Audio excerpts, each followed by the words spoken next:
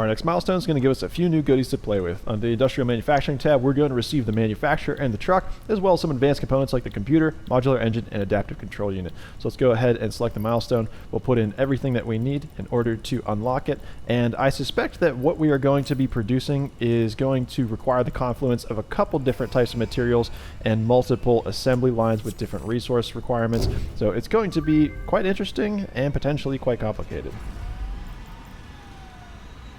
The first thing we're going to build is the manufacturer. Now this is important because it can take 4 inputs to produce a final product as opposed to the assembler, which could only take 2. Now the thing that we need in order to make this is the heavy modular frame, which is interesting because this is actually the first component that we've unlocked that requires the 4 inputs in order to produce. But it's not a problem for making this first one because we're going to be able to do this easily by hand at the crafting bench. I'm going to be incorporating the manufacturer into the Factory 2.0, and there is a little bit of a problem, and that is the size. You can see this manufacturer is enormous. It dwarfs easily constructors and assemblers, which are right next to it here. And while I do have some openings here, this is actually significantly larger than I was expecting, so I may need to move some of these around in order to make space. I'm also going to have to figure out the best place to put this, because with the 4 inputs, I'm going to need to make sure that there's easy access to the conveyor belts, which are going to supply those 4 things that we need in order to finally produce the heavy modular frames. This is the location I've chosen for the new manufacturer, and there are a couple problems with wanting to put it here, but let's first start off with the reasons I want it here. Number one, it is right in the middle of the factory, and I mean dead center. And the reason I want that is because I think it's going to produce a good amount of symmetry to the factory, as well as provide a very central location in order to shorten the total length of all the conveyor belts that are going to be needed to feed those 4 inputs into its production of the heavy modular frames. Now the number one issue is that there's already an assembler right here in the way, so I'm gonna have to delete this and move it over. But the problem is I chose this location for this assembler for the same reason I chose this location for the new manufacturer, and that is that it is very convenient to get the inputs to this location. So by moving this over to the right, I'm going to have to totally rethink the way that I'm doing some of these conveyor belts, and in fact create a less efficient system. But it's all in the name of making this look good, which I guess is probably should have been secondary to creating an efficient factory. But either way, this is where we're going to put it. We're going to have to move this guy over, maybe figure out the conveyor system for it, maybe just kind of let that sit for a while I process what's going on with the manufacturer. But again, expecting a lot of challenges, but also a lot of opportunities to have some really cool systems in place.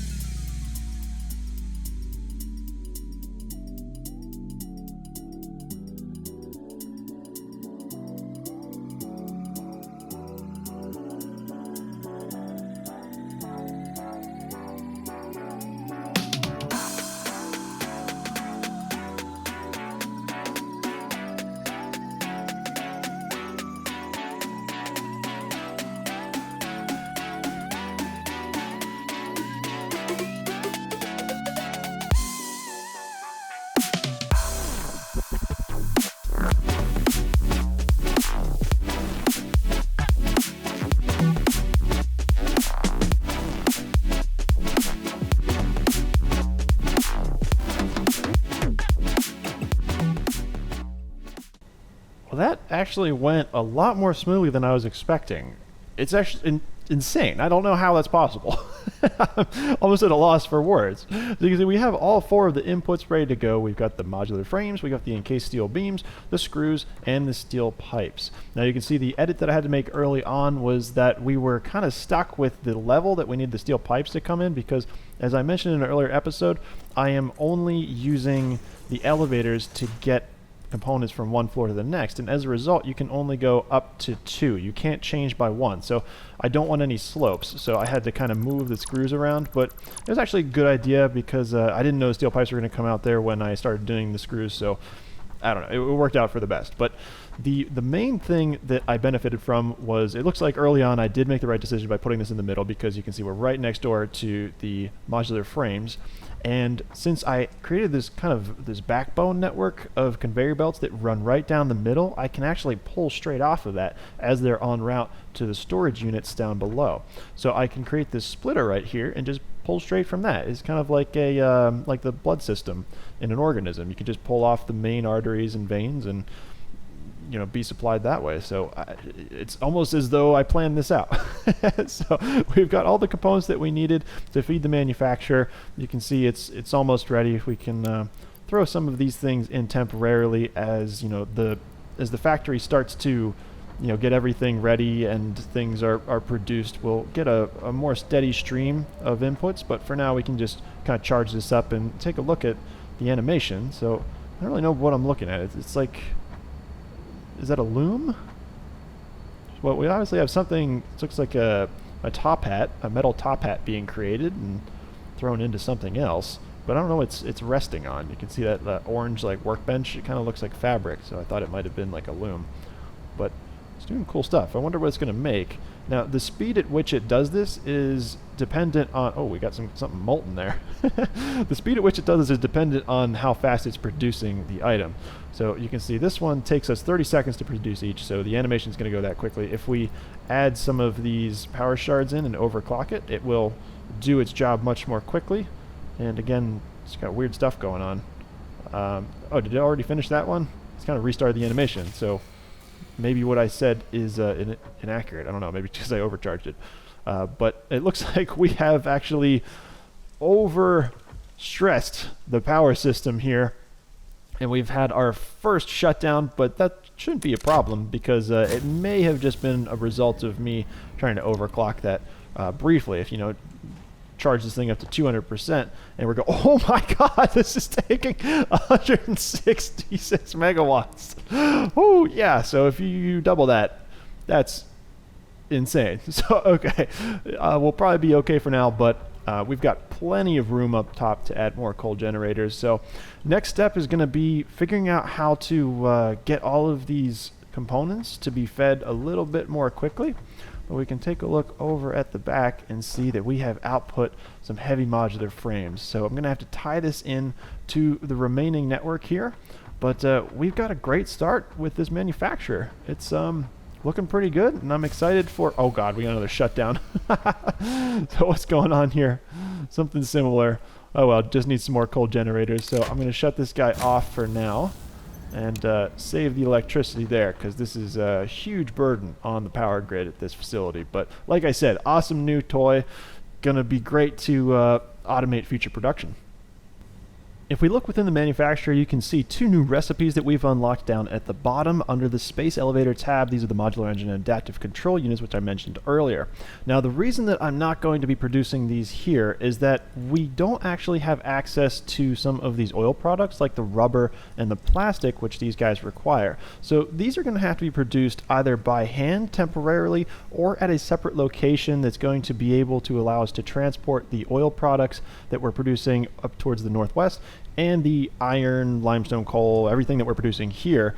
And so that is probably going to be benefiting from the transportation that we're going to be getting in the form of the truck. And while 4 out of the 5 components I have already, there is one which is a little bit more complicated, and that is the computer, mainly because it requires the circuit boards. Now I have automated the production of the circuit boards, well, partially, because you can see this is sitting off on its own, so I have to manually deliver the inputs, which are the copper sheets and the plastic. But if we head around back, you can see that this has been working for a little while and is able to produce 230 circuit boards, which should be more than enough to produce the amount of computers we need. Now that we have enough computers, it's time to build the truck, and it is a beast. Let's take a look. See, it's supposed to have a crafting bench or something somewhere. Oh gosh, look at it. It's just sitting on the tow hook like that. Maybe that needs to be moved. That looks like a temporary solution, but it's got a lot of storage here. We're going to need to fuel this guy. Let's throw some solid biofuel in there. Kind of cool that I always have some around. And we'll take a... Oh, that's not a usable ladder, unfortunately.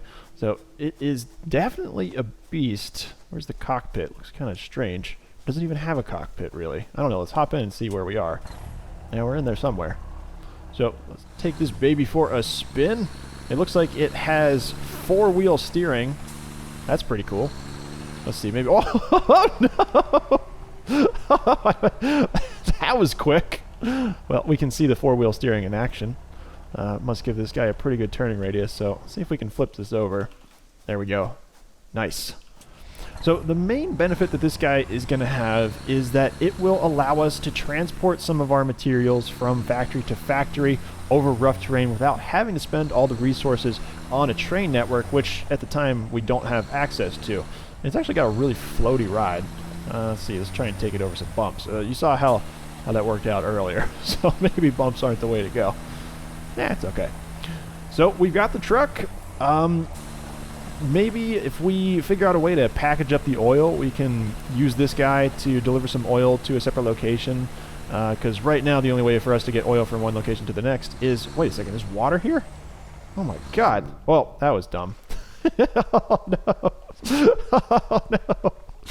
Oh jeez, why did I do that? It's like, I would take it just a second. Oh, there we go. Come on. Oh, it's so close to being stuck. No! Well, I guess one of the fixes is that since we get all of our resources back, we can just rebuild it in a different location. So, there we go. Solution to that problem. Oh yeah, it needs fuel. So there you have it. This new tier, which we have unlocked, allowing us to create all new cool stuff like the... God, I can't believe there's water here. It's right next to my base. You would think that I would have come up here, but I never have. I guess it doesn't really matter that there's water here, because the only thing that matters is if there's coal nearby. And it doesn't appear that there is any coal nearby. So, oh, yeah, wrong direction. So, we got the truck, we got the manufacturer, we've got some advanced components which we can... Well, we're going to have to use the truck to manufacture those advanced components. But thanks for watching this episode. Cool progress, and let me just go off this jump. And a brand new truck. So thanks for watching. We'll see you guys in the next one.